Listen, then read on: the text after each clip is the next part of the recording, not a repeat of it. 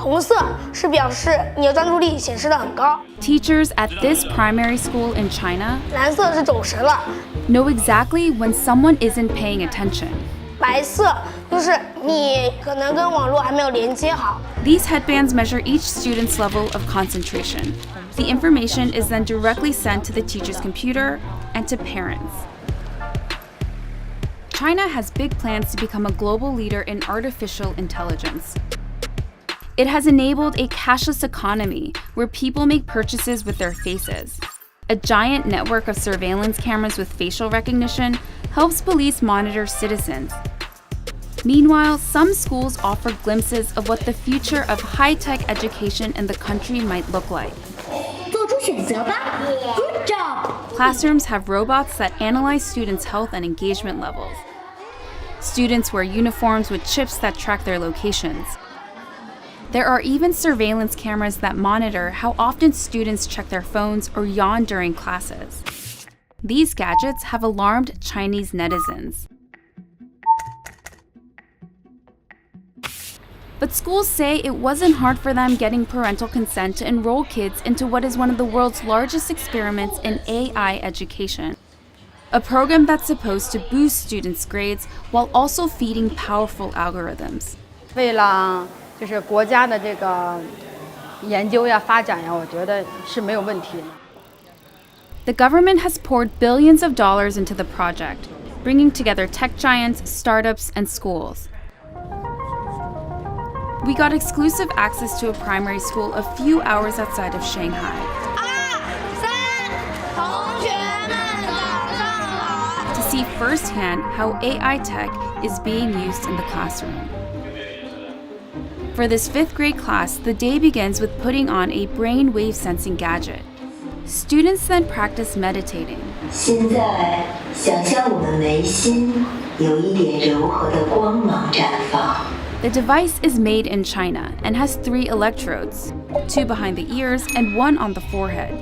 These sensors pick up electrical signals sent by neurons in the brain. The neural data is then sent in real time to the teacher's computer. So while students are solving math problems, a teacher can quickly find out who's paying attention and who's not. 说明这段时间他是有点在那走神的。 A report is then generated that shows how well the class was paying attention.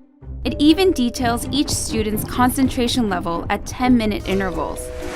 It's then sent to a chat group for parents. 就是他可以看到每个人的评分。 The reports are detailed, but whether these devices really work and what they exactly measure isn't as clear. We were curious if the headbands could actually measure concentration, so one of our reporters tried on the device. 但我没有感觉自己特别集中。This is a new technology with still fairly little research behind it. Theodore Zanto is a neuroscientist at the University of California, San Francisco. He was surprised to learn that this tech, called electroencephalography, also known as EEG, is being used in the classroom on children. It's usually used by doctors in hospitals and labs. EEG is very susceptible to artifacts. And so if you are itchy or just a little fidgety, or the EEG wasn't set up properly so that the electrodes didn't have a good contact, affects the signal. Despite the chances for false readings, teachers told us the headbands have forced students to become more disciplined. 上课回答我的问题，就是他们的声音会比平常更响亮。 Teachers say the students now pay better attention during class, and that has made them study harder and achieve higher scores. 上课认真听讲，作业做的基本上是全对的。 But not all students are as enthusiastic. 就是自己感觉是脑筋空，我感觉这里有个紧的。 This 5th grader, whom we caught dozing off in class, told us his parents punish him for low attention scores. And that kind of data adds a new kind of pressure for students.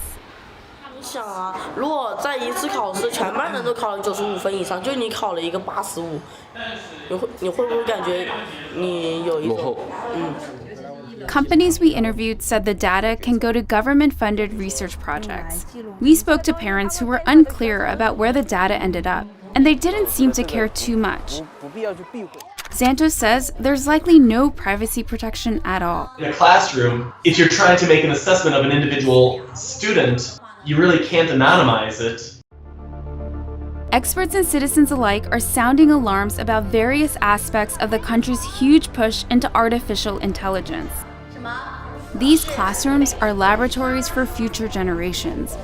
And while these new tools may potentially help some 200 million students raise their grades, just how this all works out won't be apparent until they become adult citizens.